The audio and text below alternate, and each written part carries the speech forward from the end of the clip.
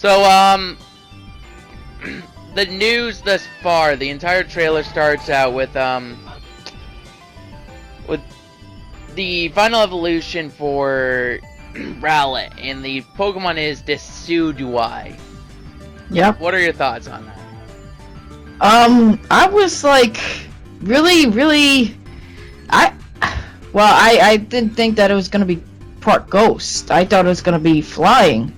I know. Which is... I know. I mean, if there was one Pokemon that had a lot of like the community have like going against each other on, it was Litten's final evolution. If anything, a lot of people were like, oh no, it's gonna be fire dark. Oh no, it's gonna be fire fighting. But this one, everyone was like, the entire community, the entire Pokemon fandom was all like, it's gonna be grass flying the entire stage. It just is, because, you know, Rowlet is always, you know, from the start was grass flying, and second stage grass flying.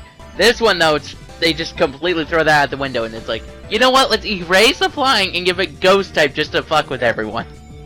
I think it's based off something. That's probably why they gave it the ghost type.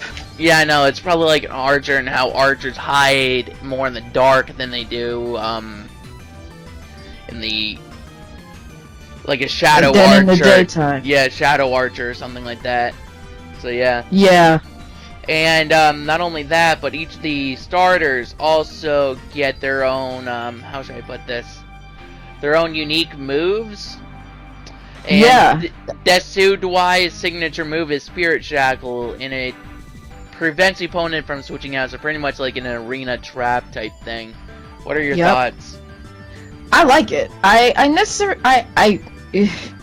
really do like it. I mean, I'm looking at the trailer, well, Japanese trailer. That's why I'm like getting off putting and all that stuff. But from looking from the trailer, it's very interesting. You know, it just stops the opponent from just, you know, moving and just like retreating. I mean, that could be a game changer in many ways. Yeah. You know. Yeah, being as most legendaries these days are of the roaming nature, and a lot of people would catch like a Zubat early on, raise it to be a Golbat, and then be like, okay, you want to learn Mean Look? Learn Mean Look, then store it in the PC and use it only for that instance of catching that one roaming Pokemon. So yeah. So this really gives you a Pokemon like that in the start, because you let it learn Spirit Shackle, and you pretty much have the ability to catch those roaming Pokemon early on if you start with Rowlet. So there's that. The design is cool though. Yep. I gotta agree. I like. I mean, I was like speed painting it yesterday. There's a video of me speed drawing it, and I gotta say, I'm pretty impressed the way how it is now. You know, and we saw these in March. That's the ironic thing. Yeah, I know. We saw them leaked out in March, and a lot of people were like, "Oh no, it's not real."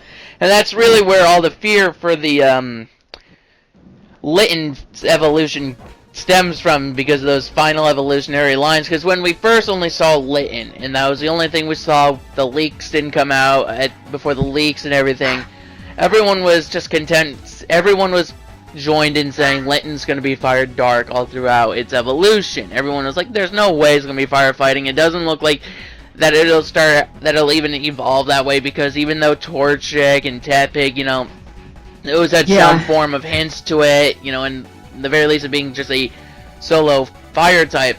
But Litten, on the other hand, was different from those other soon-to-be firefighting types later on in their lines, because Litten looked more dark type than fighting type, but so no one thought about the fighting typing being added to it. They had that little internal fear because of the previous generations, but they, based on appearances, they were like, oh no, Game Freak's not going to do it. But then when the leak came out, they were seeing that and they were like, fighting type, fuck. Yep. Oh, it has the Pokédex. This Pokemon is able to move about while completely masking its presence from others. Once an opponent allows the Cypher, Decidueye seizes the chance to attack it unawares. Seizes the chance to attack it unawares. It's gotta be a typo. Yeah. Anyway, in a 10th of a second, Decidueye plucks an arrow quill from its wing and sends it hurtling towards its target. Its speed is astonishing. Okay, so this is going to be a sweeper. But not so much more than its present aim, which enables to throw the arrow quill to pierce the target through and through and half a mile and more away. Decidueye usually acts cool, but it can become terribly flustered in unexpected situations like a surprise attack. A skilled one can boast acrobatic curved shots. It seems more able to shoot arrows that reach high up through the sky, only coming drilling down from above, piercing multiple targets one after another. Nice. Spiral Shackle is a ghost type physical move that only Decidueye can learn. An opponent hit by it would disprove we become unable to flee or switch out for an ally. It's amazing. The design. I mean, you know, if like if they So is it dead? I don't think so. I think it's just mostly shadows and whatnot. Because shadows can be seen as both dark and a ghostly thing. Because there are legends of like shadow beings and whatnot. So yeah, it does look cool though. I mean, I'm thinking about during my Let's Play, I'll be starting with Litten, but maybe during my personal playthrough run through Moon, I might start with a Rowlet or something on the side, just so I can try both of them out at both of the evolutions. Yeah, I'm starting with Litten, but like you said, I'm gonna get every starter, but I'm definitely going to try out Decidueye. Sorry, I'm getting the name wrong. I cannot pronounce it. Yeah. And then we have. Oh, sorry.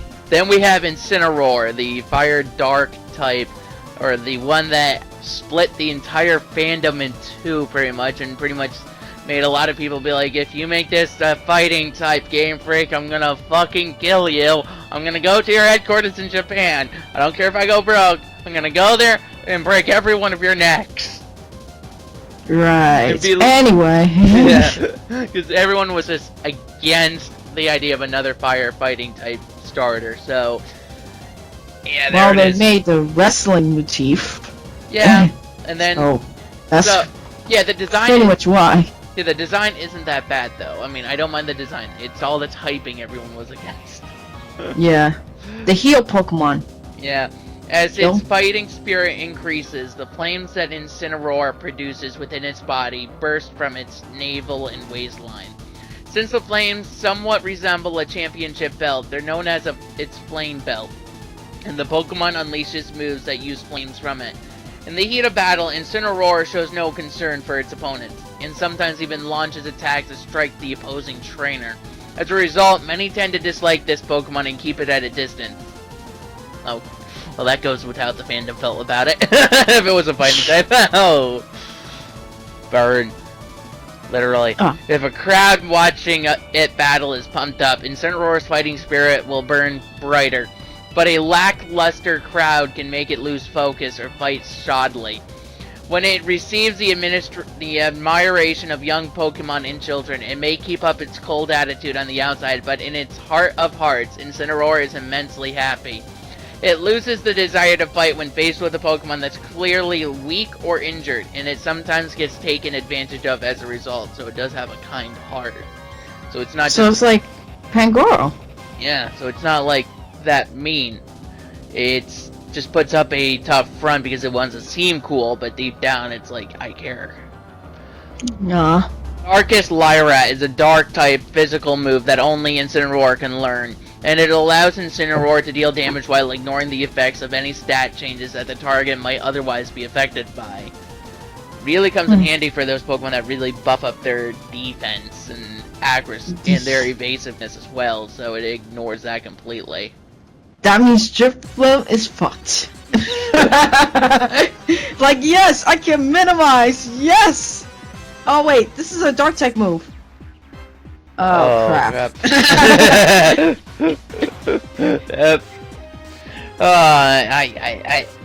I so can't wait to use this Pokemon in battle. I mean, I've been, like, for a while I've been thinking, you know, I'm not going to let Litten fully evolve, only because of the entire firefighting type. But since it's fire dark, I can actually let it fully evolve during my playthrough.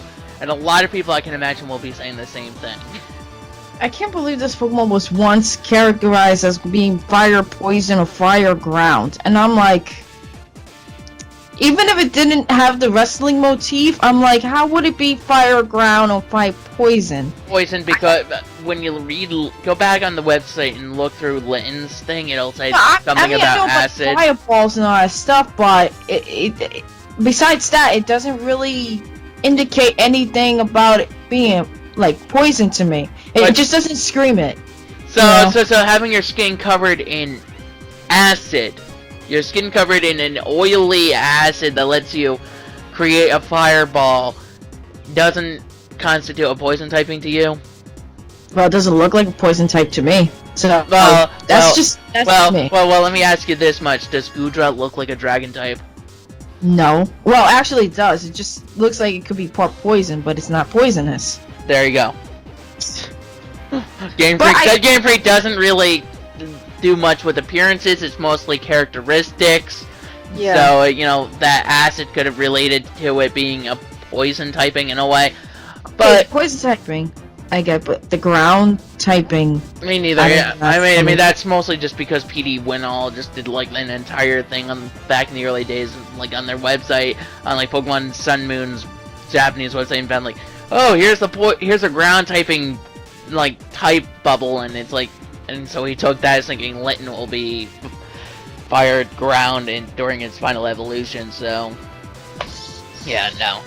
And another question this brings up, though, about us knowing the final evolutions is that they said that the starters and Rockruff will have something in common with each other. Yeah, and I don't see it. Me neither. I don't see it. I mean, really, I don't. I mean, aren't they supposed to have like another form? Besides just having just the linear forms, maybe it's something that we're missing? Maybe. I mean, I don't know. Maybe they're showing off just the sun evolutions? I have no idea. But, you know, based on what we saw in the data mining, which I'm not sure if you saw or anything, they did show, you know, these were the 3 final evolutions to the starters that we saw in the data mining. Now, granted, they may have removed a good chunk of the Pokedex, so we may not know all the Pokemon in the Alola region, which is one thing I'm hoping on. But if we do, then, you know, leaking is great for people like me to finalize our teams beforehand. Alright for leaking in a way. We gotta spoil it somehow to become more prepared. Yeah. But still, it's just... Maybe we are, maybe we aren't. Maybe it's something more internal, like a independent move. Like, maybe we don't know something that Rockruff can learn. Like a... Or maybe it's a DLC. Maybe. Could be. Could be. Anyways, the next Pokemon up on the list would be, well, that's a little far ahead. Is Pop Leo's final evolution. Primarina. Primarina, thank you. Yeah, it's supposed to be like the marina, as in like the boat area, and then like Primadala. And it's a soloist Pokemon, so this Pokemon sinks. And it's the same height as Incineroar. And it's water fairy typing as well, which is an interesting typing. Yep. It shares the same typing as Zumaro. It shares the same typing as... Oh shit, I think it's Zumaro. Zumaro can't be the only one. Let me read it. As it dances, Primarina releases balloons of water into the area around itself, moving them using the sound waves from its voice. The sight of moonlight reflecting off its glittering balloons creates a magical scene. Since Primarina controls its balloons using its voice, any injury to its throat can become a grave problem. Its greatest enemies are arrayed environments and the overuse of its voice during back-to-back battles. Among the balloons that Primarina releases, some explode when touched, while others do not.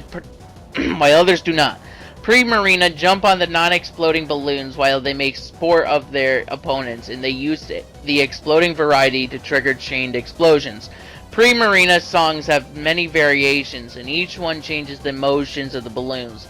It has been observed that songs are shared among Primarina living together, so different colonies end up knowing different songs. So Sparkling, it's a diva. yeah, Sparkling Aria is a water-type special move that only Primarina can learn, and it heals the burns of any targeted strikes. So it's not a physical hurting attack, it just heals the burn, so, you know, that comes in handy during double battles, especially when you want to heal up your teammates of a burn. But how would that go against rock and ground types that are burnt? I'm interested. That's a legit question, because if this heals the burns, and you have like what is it, sandy gas? I forgot the name. Yeah, that's one of them. But like, oh shit! If it's burned, you can use Sparkling Aura and activate water compaction, and then it will gain 2+ defense since you're using a water type attack. I'm done. I'm done. I'm sorry. It's a little analysis, but it's very interesting in a way. You can also activate some abilities by doing this too in double battles. Yeah. You know, so I think that this Pokemon is beautiful. I know a lot of people don't really like it because it has a feminine appearance, but then again, when you look at Braxton, it has a feminine appearance, and nobody was complaining about that. Yeah, no one did. No one complained about that one. I mean, what's with people and just seeing dog-like things and being like, I don't give a fuck what it looks like. It's a dog. I like it. And yeah, people. Yeah. You know, I'm gonna be fair here. Now, I might get a lot of flack for this, but the Braxton line is just pathetic. Like, I don't mean that they're terrible. I just don't like dogs, and so they're shit. That was the first fire type line I never went with. Same. I mean, I did win with it, but when I had Delphox, it was horrifyingly weak. It was just bad. It was just bad. Yeah. And its look did not help at all. No, it did not. It pretty much was a witch, and a lot of people like us pretty much wanted to put on witch trials. It was supposed to be a wizard. That's the thing. And yeah, it didn't even fit the part. I mean, it looked like it fit the part, but it looked like it got incomplete somewhere. And the shiny color is just horrendous with all those purples and stuff. And as an artist, I can safely say Braxton's shiny color and Finnegan's shiny color are more better than what Delphox turns into when he's shiny. It's just horrendous. Just but anyway, Game Freak doesn't really put a lot of thought into their shiny palette. I mean, half the time they'll just go from one palette to the next palette, and that'll be it. They'll just change the hexadecimal a bit. So it's terrible. Anyways, anything else on the starters, or should we continue on to the rest of the trailer? I will continue on the rest of the trailer. I would have something to say about this Pokemon, but I don't know. I mean, a lot of people hated Popular when they first, when it first came out. Then they're like, oh, well, we're split against, Bubbalone and all that stuff. And then Primarina is here, and then it's like, oh, this is confirmed. So I don't know how people are going to take it, as it is, or if they're just going to switch teams like, no, I'm going for the owl. No, I'm going to the tiger. I'm definitely going for the tiger. So that's very interesting. Yeah. And so... sorry. That's okay. Continuing on, there's the other Guardians. There's Tapu Bulu, which has its ability, its Psychic Surge. It seems like each of them will affect the environment in a different way, so, you'll have to take that into account. Being as, I believe most of them the trailer shows you encountering them at level 60, so... Yeah. They seem, I think the first one you'll probably run into because it'll help you out, so it's part of the story, whereas I don't think the other Guardians will actually be story-based. Yep. Because, this one, because in the very least with Tapu Bulu, which we're going to talk just about right now, just this one, it looks like you find it in an abandoned location, a location that's empty and devoid of humans, so it doesn't seem like it's all that much, oh, hey, yeah, I'm, gonna appear at this ceremony, and whatnot, because I would get old within, the third island, and by the time you get to the fourth one, you'll be like, oh, this is where the ceremony is going to be held, this is where I'll run into the Guardian Pokemon, I'll have a little battle with it before I can be able to catch it later on in the game or something, and, doing this, it's like, okay, you gotta still explore for it, so yeah. It reminds me of Mesprit in a way. It does, the coloring does, and I like how each of their bodies fit together, and there's a little something at the end of the later on that'll really showcase what I like about them, but... There's a legend that says that long ago, Tapu Bulu once brought an end to the war between the lions of Alola by scattering scales and subduing the tired warriors. Oh, that's interesting. Tapu Bulu scatters glowing scales that physically affect others, providing stimulation to their bodies, healing them of illness or injuries. But these scales can be dangerous as well. Because his body can't withstand the changes brought about contact with too many scales at the same time, it will scatter its scales over humans and Pokemon for its own enjoyment. While it's innocent in one sense, it's also cruelty in a way that casually brings ruins to others. Wow. Wow.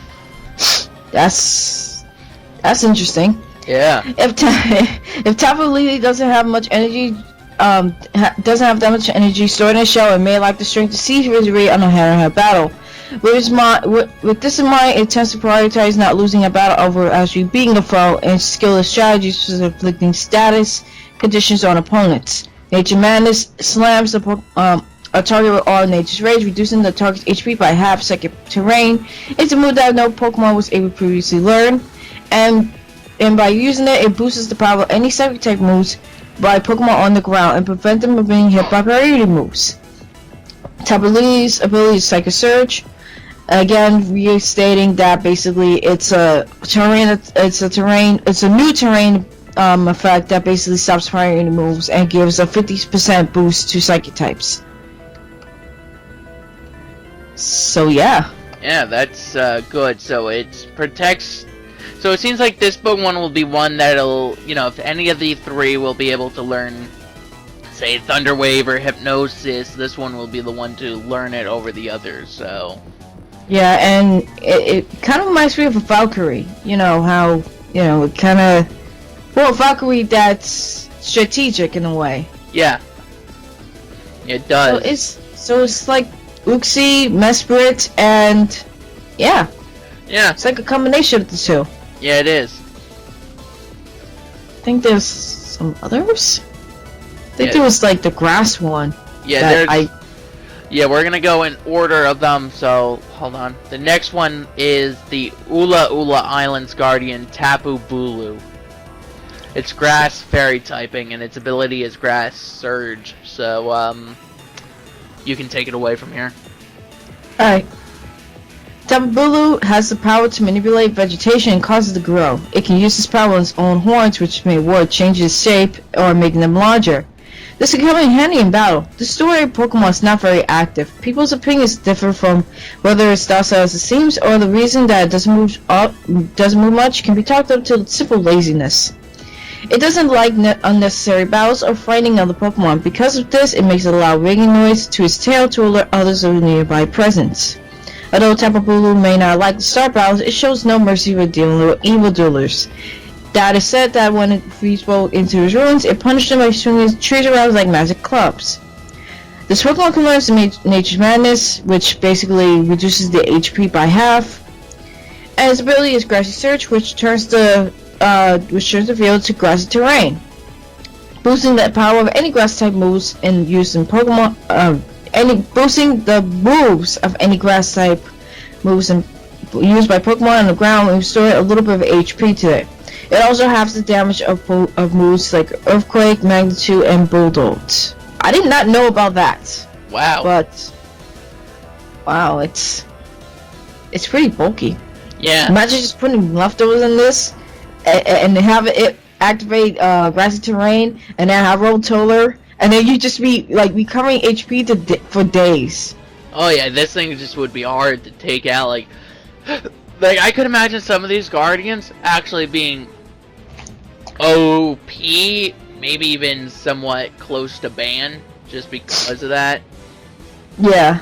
Which makes sense. Usually in the newest generations, for a while, the newest legendaries, or at least some of them, are banned from competitive play for a while because of too strong, and people just instantly know strategies to do with them because of announcements prior to the game's release. Like, they'll be like, oh, this one, the site gives this hint, so I'll give it leftovers, or I'll give it this, or I'll give it that, so it becomes too OP.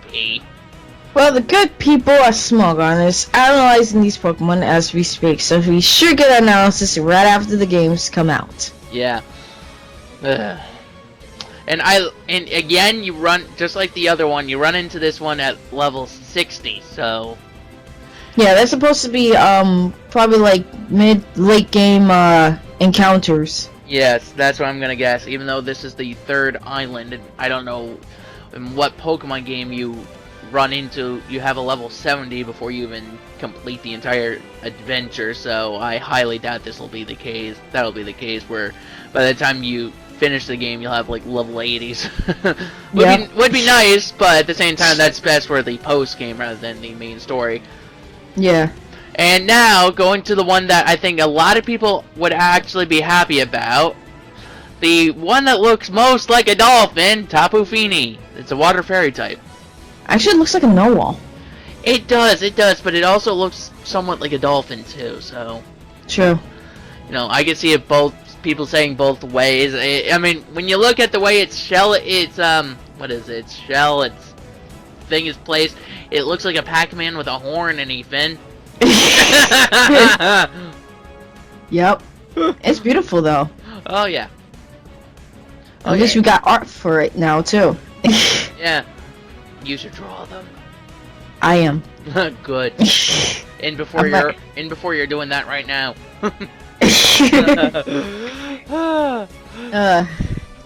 So anyway, you go ahead with the I guess we'll call it the Pokedex entry for now. this Pokemon is able to create special water that purifies both body and mind. I can use that right now.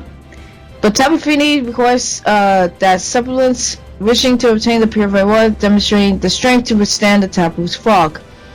Many humans have tried to withstand it in pursuit of the purified water. Among them, there's been some with evil intentions. That is interesting. Which may be the reason why Tapu Fini's sense of disgust and lack of interest is in appearing to people. I don't blame it. Tapu Fini is able to attack manipulating water since it hates to risk harm during itself in battle. It prefers to create a thick fog that puts opponents in a trance, leading them to destroy themselves. Okay, I'm gonna say something after this, but anyway. Tapu Fini's expression remains listless, even when its unleashed moves. Some people say that it might look this way because its moves are so exhausting. The Pokemon's nature and madness attack, which all of them can do, reduces the HP by half. Tapu Fini has an ability called Misty Surge, which basically acts like the other terrains. It will be turned into a misty field, having the damage by Pokemon on the ground from dragon type attacks, and preventing them from being afflicted with status conditions or confusion. So it activates Misty Terrain. Which is interesting, and am I the only one who sees these terrain moves as something similar to how you would to the battlefields and like the Pokemon Omega Ruby and Alpha Sapphire when you fight those legendaries inside the rings? Yeah, I can see it too. It's an interesting detail. It's like they were hinting to it, but anyways, yeah, this is an interesting terrain thing because, you know, I believe it said that you cannot get confused, or it doesn't allow confusion or something, so... Yeah, basically what it is that you can't be afflicted by status conditions if you're on the ground. So, I can imagine people going with Pokemon that are touching the ground, and that way they can't be inflicted with confusion, sleep, paralysis, because, you know, when you're fighting a legendary, usually Game Freak likes to put in moves that actually have a good chance of causing status elements. Like, they may not use say, like, Thunder Wave, but they'll have, like, the Pokemon knowing Thunderbolt, and that way you can still be paralyzed, but you still take damage, so...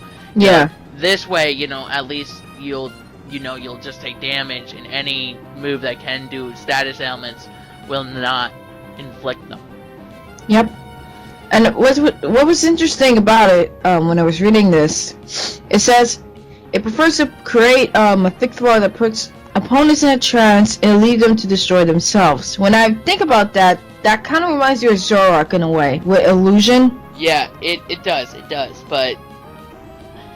And Zoroark's illusion is more of it just having fun. This one I could imagine it just using it as a strategy to just escape and protect itself rather than, just to have a nice little joke on the opponent, so... Yeah. It really makes me wonder how many of these will be roaming and how many of them won't be roaming in the game. I wonder if all the Guardians will be roaming after you see them once or something.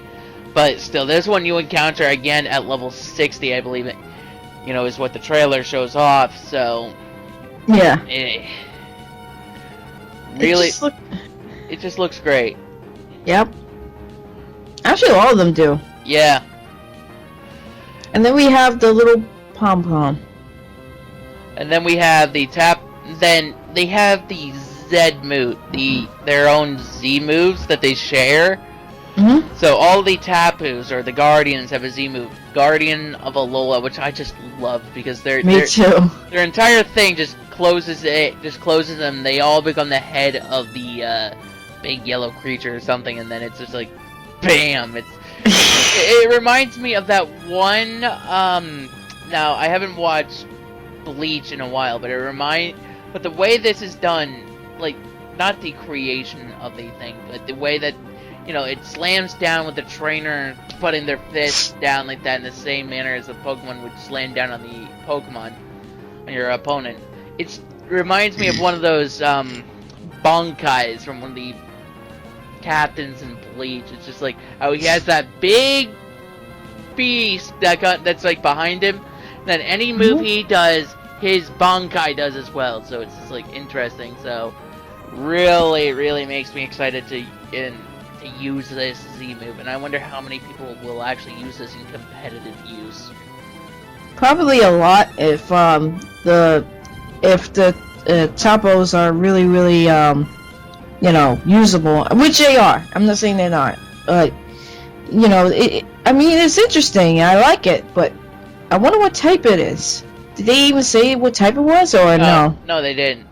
Okay. I'm guessing it might go more in line with like their secondary typing, so like it'll be a different type depending on the Tapu you use. So like Tapu Koko will probably be an electric type. They have it be an electric type Z move, whereas the others will be like Psychic, Fairy, or whatever. So it's like different typing for each of them. Yep. That's what I was thinking too. But I could see it being a fighting typing Z move as well, the way that slams down. So. But yeah. With Game Freak, you never know. Yep. So, yeah, the animation looks great. Yeah. But going on, looking at it is beautiful. Yeah. And going on, there's even more Pokemon that they showed off in the trailer. There's Cosmog, which a lot of people actually thought was going to be like a pre-evolution to Solgaleo, I believe, maybe Lunala, but one of them. It's pre-evolution to Lunala, I think. Which a lot of people think that, but for one, I don't think that, because even though it looks similar, Game Freak has done that before, where something looks similar, but it's not too similar, where it doesn't evolve into it. So, take Cubone, for example, evolving into Marowak. A lot of people theorize that. No, take Venonat and Butterfree, for example. A lot of people think Butterfree and Venonat would have been tied, and they should have been. And if you look at them at first glance, that's how it looks. It looks sort of like a Cosmog and a Solgaleo type thing or something, so... Well, they were gonna actually, in terms of that, I think Venonat was supposed to evolve into Butterfree, but they went into a different direction with that, so that's probably why a lot of people were like, this is supposed to be evolving to this, because that's what their plans were for before. But you are right, I mean, we have Pokemon that look like that evolves or are supposed to transform into this, but I think in my heart it's going to turn into Lunala in some way. It may not be a pre-evolution, but it's a form in some way. Maybe it's like part of the story, like sort of like these Zygarde cells and whatnot. Yeah, that's what I was thinking too. Maybe it's like you find like one of these will be hiding around and it'll be like something like Lunala or Solgaleo can use to scout the area without having to be too seen. Pretty much a more mobile drone form. Yeah. And not only that, it looks so frightened, scared in the trailer. Well, in the Japanese trailer. In the English one, the art that they have on the side does look that way too. It has like its mouth open, and its eyes wide open and whatnot. So and it looks frightened and scared, but it's also so kind of adorable when it's smiling. It's like it shows that it's like standby pose when you're doing nothing. When you're still making your attack selection and whatnot. It just bounces up around with like a smile, and it just looks so cute. Like, this is one thing I would want to snuggle with. Yeah. Okay. Anyways, go on to the Pokédex entry if it's on the site, which I believe it should be. Yep, it's right here. Alright. This extremely rare Pokemon is only known to a select few in Alola. At one time, it was known by only the kings of Alola and their heirs, Child of the Stars. Why does that sound so weird? Anyway, the Aether Foundation is researching this unusual Pokemon, and one of the professors at the foundation is recently dubbed as Cosmog. So that's how they come up with the Pokemon names, somewhat. Cosmog is a very curious Pokemon, and it shows no fear of people or Pokemon. If you treat it with any consideration at all, it will take an immediate liking to you. This personality trait often leads to danger. It's like a little kid. Yeah. Its gaseous body is so lightweight that it's sent flying even when the wind blows. When light falls on it, this Pokemon absorbs it and grows. Oh great. In terms of its lightness, it's a Drifloon. Yep. Because it only weighs 2 pounds. And it's small and tiny. 0.2 pounds, actually, not 2 pounds. 0.2, which is really fucking light. Which I guess, going based off of what it looks like, it's pretty much just a gaseous cloud, which I guess makes sense. The only thing that I would imagine is giving it that 0.2 pounds is probably the yellow thing that goes around its body. Yeah. The rest of it, I could imagine you could put your hand right through it, and, it's just like putting your hand through steam, so... It's the nebula Pokemon. And this is interesting. When light falls upon it, it absorbs it and grows. So it's... I'm starting to get a alien type feeling from it, maybe because of the nebula thing, but still, I'm starting to be able to imagine it not being related to the legendaries, but being a more extraterrestrial type Pokemon as well. I think Lunala shares something in common with it, because it does absorb light. Yeah. I'm looking for it right now. Okay. Oh. Association times. It's an imagery moon. I'm skimming through this. As the bees across the moon, Lunala is constantly absorbing light and converting it into energy. So basically, yeah, it kind of goes in correlation. Where its wings absorb the surrounding light and glitter like crescent moon. It resembles a beautiful night sky. Lunala's signature moon is Moongus Beam. It relies the ominous beam of light that disregards the target's ability. So yeah, they kind of have something in common. Mm-hmm. They absorb light, and they grow bigger, and they grow stronger with the light. Yep. Which makes sense. Oh yeah. It's like Cresselia. Yeah. You should there's a lot of art in this game that you can draw, and it's just it's just gonna look amazing. I mean, for all of her artwork, I would definitely check out her DeviantArt page. It just looks gorgeous. I'll be redrawing the megas for these Pokemon, Solgaleo and Lunala, because they didn't really come out right. So I'll be doing some kind of speed painting on that probably later today. So look forward to that. And then we got Alolan Persian. Yes, we've had Alola and Meow for a while, and we finally have confirmation of Persian's Alola form. So, I like Alola Meowth, but this Persian form just... Why is it called Classic Cat? Why? It's not classic at all. It has a big ass head. I know. I mean, it just looks like some bad fan art. It does. It has the fur coat ability. Okay, here's what I don't understand. Here's where the fur coat ability comes from. People hate how this thing looks so much. They shoot it in the head and they use its fur as a coat. What I was about to say is, why does this look like a real Persian? It's a Siamese cat. It's not a real Persian. I know, it isn't.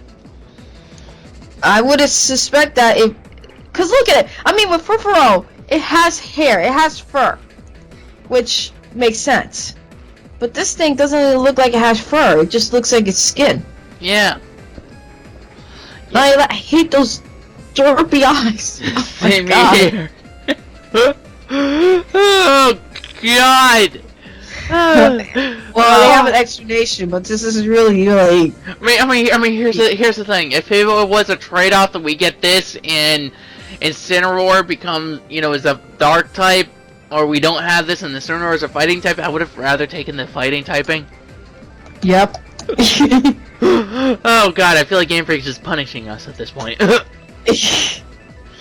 I mean, this looks like one of those anime characters that just goes. Or Puglu's boyfriend. Yeah, exactly. The round face of a lone Persian is a symbol of the rich Alola region. What? That's the symbol that you're going with. Okay. It is held to be a Pokemon of great beauty. That and Mike. Beauty.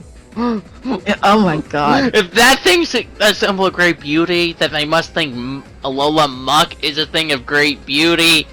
No, that's just a symbol of acid. That's a symbol that you take too much acid and you're way beyond the realms of reality. Oh yeah. But it is a distinct Pokemon of the Alola region that all Persians are well protected and under these strict inspections before tourists are permitted to take one back to the home region. Why? Why would anyone want to take one home? No, I mean, like, besides ugliness, I mean, why would they have so much strict restrictions on this? Persians, sorry. You go. Persian's highly intelligent, even with a higher opinion of itself, so it's a narcissist. Great. In general, it looks down upon everything other than itself. It doesn't tend to grow attached to its trainer either, so it's difficult Pokemon to have as a partner in battle.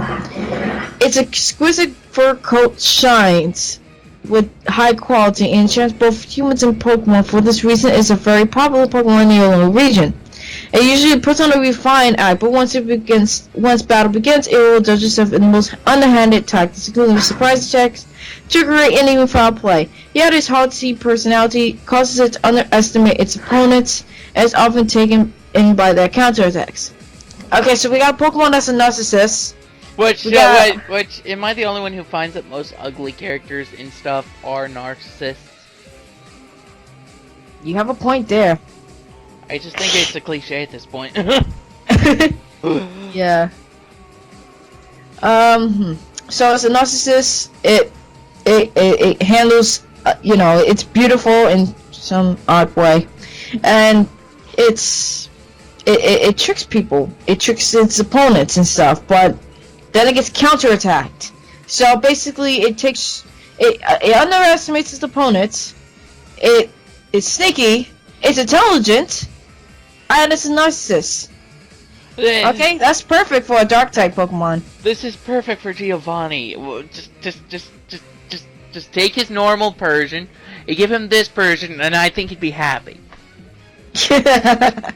That's all that Jesse and James has to do in the Sun and Moon anime. Just capture an Alolan Persian and give it to Giovanni. That's all they have to do. Screw Pikachu, just this. They'd probably be raised up in their boss's eyes by a billion levels that they could probably shit on his desk for 10 years and he wouldn't fire them.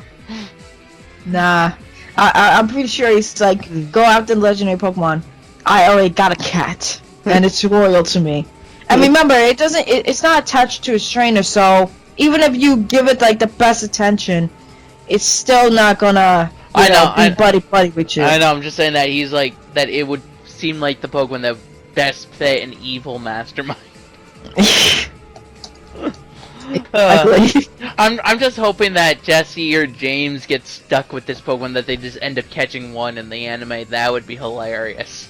That would be kind of cool, but it's like, oh yeah, well we already got Meowth, and then Meowth get jealous, like, why the hell do they want you for? That's why I think it would work so well in the anime. Just showing that off, just having that entire rivalry go on during the anime. Just where it's like Meowth grabs Pikachu every so often, then Alola in Persian tries to do the same thing, and then they get into a fight in the hot air balloon and it crashes. But I think they do catch Mimikyu in it, so I think. Well, it's suspected that they do. Yeah. James does. Yeah. I mean, I can't really sit down Jesse's team. Yeah. Anyways, we're going off tangent here. Let's get back on track. We witnessed the beginning of the Alolan Pokemon League, which has actually been hinted at, a bunch of times through leaks and whatnot. So, it shows us a mountain, and it says that's Mount Lanakila, the highest peak in Alola. So it looks like that ice mountain that you actually see on the map that they release, and it's like, so you get to start the league in a way. So what are your thoughts on that? When I saw the trailer, it kind of looked like it was underneath construction, like the Battle Factory. Yeah. Which I really do hope or wish that it is in Sun and Moon in some way. I mean, maybe hidden, I don't know. Same here. Like, I'm hoping that they do bring back the Battle Frontier, a la Emerald. I mean, I don't mind if it's smaller because of all the 3D programming they'd have to freaking do and whatnot. I would understand it being smaller in scale than, say, the Emerald Battle Frontier, but bringing it back in some sense would actually work. I would love to see it. I like the Battle Tree. Even if same here. I like the Battle Tree too. I mean, because I don't really have much thoughts in the Pokemon League yet, but I like the Battle Tree where it's like, okay, you are very strong, so you go to this tree, and you can battle other trainers, including Cynthia, you Red, Blue. You can battle alongside Cynthia, I believe it is. Yeah. But then alongside Cynthia, battle alongside Wally, and then it's like I'm not sure if you can team up with Red or Blue because it's like Battle Legends. Yeah. So it sort of puts them on like a different pedestal in a way. So it's almost like, I'm not sure if you can actually battle with them or if it's just you battle against them. Either way, even if it's one or the other, it would still be cool because you get, even if it's just battling against them, it's still nice. And I love how Blue's like, silent as ever. Referencing Pokemon Gold and Silver and Crystal, how Red just doesn't say anything and he still doesn't say anything, and Blue's just like, still silent, eh? You should learn how to speak, you wimp. well, with Blue, I know why they're like that. The same protagonist, and that. Yeah. I mean, strength comes from your silence. Rather than just having a boisterous attitude and then Yeah, exactly. Saying your demise. And I love how they show off that Blue has an Alakazam, so I'm guessing he'll have his team from like Fire Red, Leaf Green in there. Makes me wonder if any of his Pokemon will be able to make it evolve. I don't see any hint of that, so I don't think so, but at the same time, I think he had a Gyarados, so I'm pretty sure that's gonna make it evolve.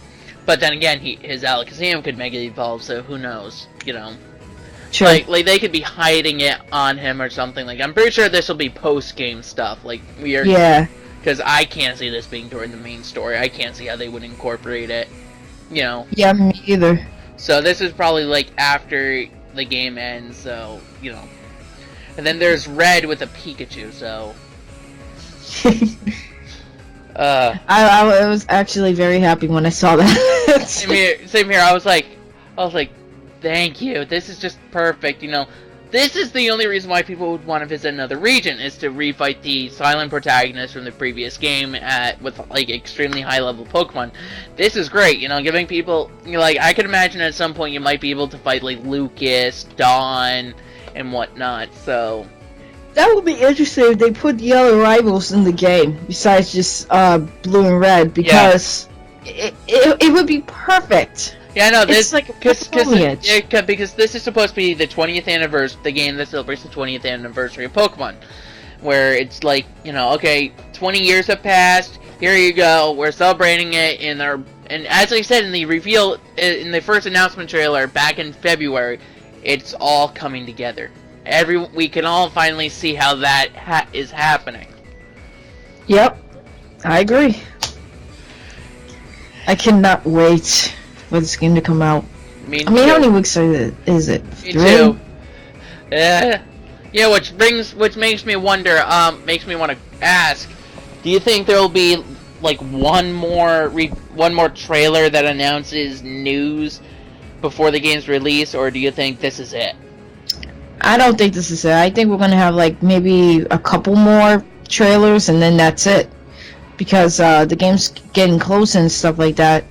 And we still haven't gotten a reveal of Lauren the Trio and stuff, which was in the demo, but... Yeah, it was, which is interesting how they had that in the demo, but they didn't have it announced here. You would think that they would have, but... Yeah. Maybe that's just getting people used to the idea of finding Pokemon that they haven't officially revealed yet. Yeah, that's true. So it could be one of those things, because, with that logic, then any Pokemon that people data mine from the demo should have been revealed here. Yeah. But still, it's looking awesome, so... I agree. So This is gonna be the best game ever. Oh yeah, I can barely wait. So, Pokemon Sun and Pokemon Moon are available in the U.S., Japan, November 18th, in Europe, in the UK, I believe. Saying both, a week later. But still, my Let's Play will begin on the 30th, so those of you in Europe and Britain who want to, pretty much watch it fresh from the start while you're playing along with me, you can subscribe to me, stay tuned to me, other YouTubers, PokeTubers, I should say, who live in America and whatnot, will probably most likely start theirs on the 18th, so yeah, you guys will probably be behind a bit when you're watching theirs. Probably be like, don't spoil the beginning, you don't spoil this, oh shit, you're uploading, why are you uploading now? And whereas, even though I live in America, I'll be kind, I'll wait till the 30th of November, so that way I can be 100% certain that everyone has a copy of the game, you guys are at least familiar with it, and my Let's Play will begin, so... And for you people whose birthday is November 18th, if you have a loved one, if you have a girlfriend, boyfriend, whatever, and they love Pokemon, give them this game. They'll love you forever. Well, they'll love you all the way until the next generation comes out. Exactly. Then they'll be like, you love me, don't you? Yeah? Why? Didn't I give you a Pokemon Sun for your birthday? Yes, but there's a new game coming out, and I think it's time you spend another $40 on me. Like, yes, I need Pokemon Moon. Like, why? I need some Pokemon to trade over. Hopefully they fix Wonder Trading. It really needs to be fixed. Yeah, that's probably another discussion for another day. Yeah, like after the games come out. Yep. Like, I think 5 episodes into my Let's Play, we should have another discussion about how the games are going thus far and how our playthroughs of them are going. Okay. Speaking of Sun and Moon, though, you pre-ordered them yet? My boyfriend is, so... Okay. He's pre-ordering Sun for me, and he's getting Moon. Okay, that's good. Yep. So, check out her DeviantArt page for Pokemon fan art. It's really good. She also does fake Pokemon art, so, fake Mons and whatnot. Really good stuff. Before we got the cover Pokemon, her depiction of Solgaleo and Lunala were actually quite good looking. I might even say that they were somewhat, in some regards, better than the ones we have now. Nah, I can never be Game Freak in their depictions of Pokemon. But I really do enjoy making them and all that stuff. So. Alright, so And stay tuned here for any future uploads to my channel. I'm so close to 500 subscribers, so let's get that sub count to 500 and I'll do something special. Let's try to hit 5 likes in this video, and I'll see you guys next time. bye bye. Bye.